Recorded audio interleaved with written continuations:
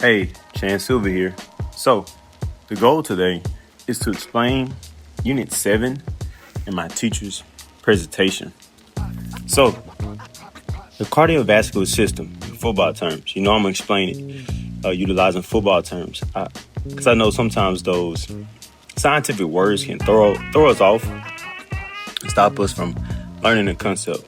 So, starting off, the game plan, intro. Go here.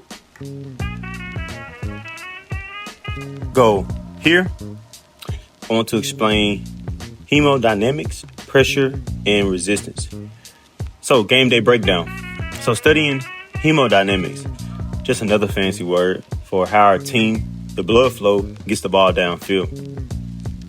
Our offense moving the ball is driven by two main things: blood pressure and the defense or resistance. Think of blood pressure as like just the force the ball has when the quarterback throws it.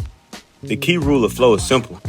The blood or the ball always flows where the pressure is highest to where the pressure is lowest. Think about it. Trying to help and elevate. The pressure is highest right after the quarterback. The heart leaves the ventricle, which is kind of the concept of throwing the ball. And it's lowest when the ball reaches the end zone, the right atrium. Do you kind of get the drift? The quarterback in the plays is another concept I want to explain, which is cardiac output and stroke volume. So explaining Q, HR, and SV. A quarterback, the heart, is responsible for getting the ball moving. The total number of plays they run per minute is the cardiac output, which is Q. When we exercise, the quarterback needs to run more plays to score. The quarterback does two things to increase the plays. Run faster, which is heart rate, which is chronotroposity. This is how many beats per minute the heart does. When you start exercising, quarterback speeds up the game. Getting rid of the defensive coach, which is parasympathetic activity. So the quarterback can run the plays faster without getting tired. It's a classic sign of improved physical fitness. Throwing a harder pass is just stroke volume or enteroplasticity. This is the power of one single pump. Usually the heart only uses about 55% to 60% of its power per throw. But during exercise, the quarterback is told by the coaching staff, the sympathetic nervous system, to use more power, sometimes 75% or more.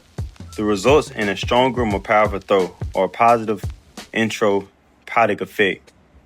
The driving force, which is maybe the defensive line, MAP, is the team's overall momentum, or MAP, the mean atrial pressure. So, Golders explains the MAP, TSPR, and a general relationship between Q times TSPR, which equals MAP. The force between this represents how hard the ball is pushing to fill the scoring. We need enough momentum to keep the entire team functioning. The team that tries to stop us in the total systematic peripheral resistance, which is TSPR, which is the sum of the defensive line. The TSPR, the defense, gets bigger if the blood is thick, viscosity, or if the field is really long, vessel length. But the biggest factor for defense is the size of the holes they leave. The gatekeepers, Arterioles and vessels radius.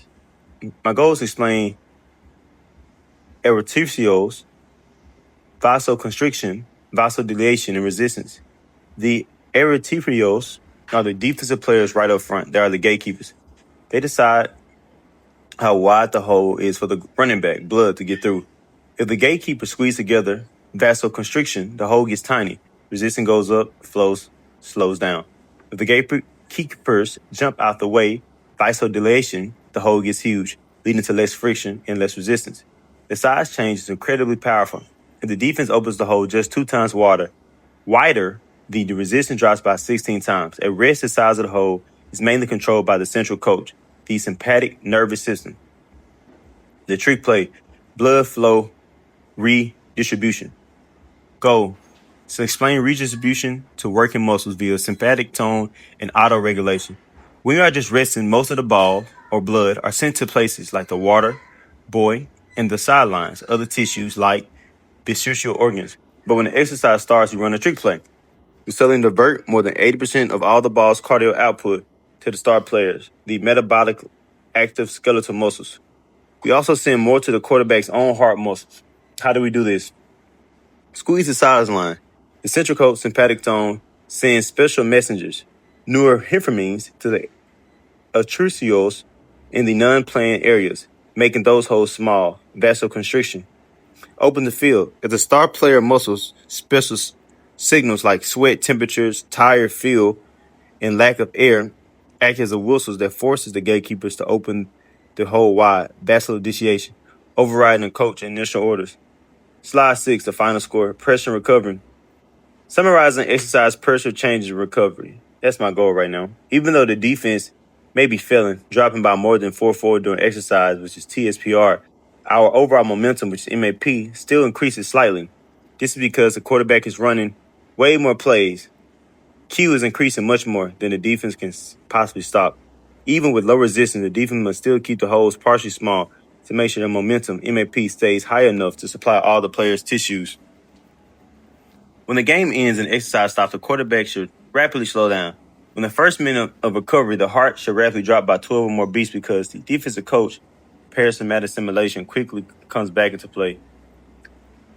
Self-reflection. This is my question based on the material in the presentation. If a person has a fixed muscle work rate and we observe that the heart rate is consistently lower compared to the prior measurement, what branch of the nervous system is most responsible for this lower heart rate, or a sign of improved physical fitness? And what is associated with this benefit? Concepts that I'm still unsure of. I would say that I'm kind of unsure of the ability to understand the precise calculation of MAP during exercise. I think that's kind of what I'm unsure of.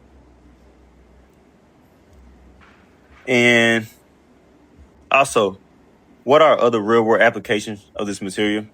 The principles of the hemodynamics discussed have several real-world applications, guiding training intensity, clinical risk assessments, cardiovascular health management, managing chronic conditions.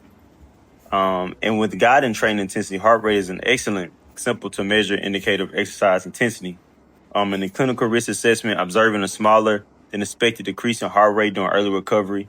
In the cardiovascular health management, understanding TSPR and its inverse relationship to vessel radius highlights, and managing chronic conditions and patients with conditions like emphysema, which is increased red blood cells, and understanding this, which causes greater frictions and resistance to flow, influencing overall hemodynamics.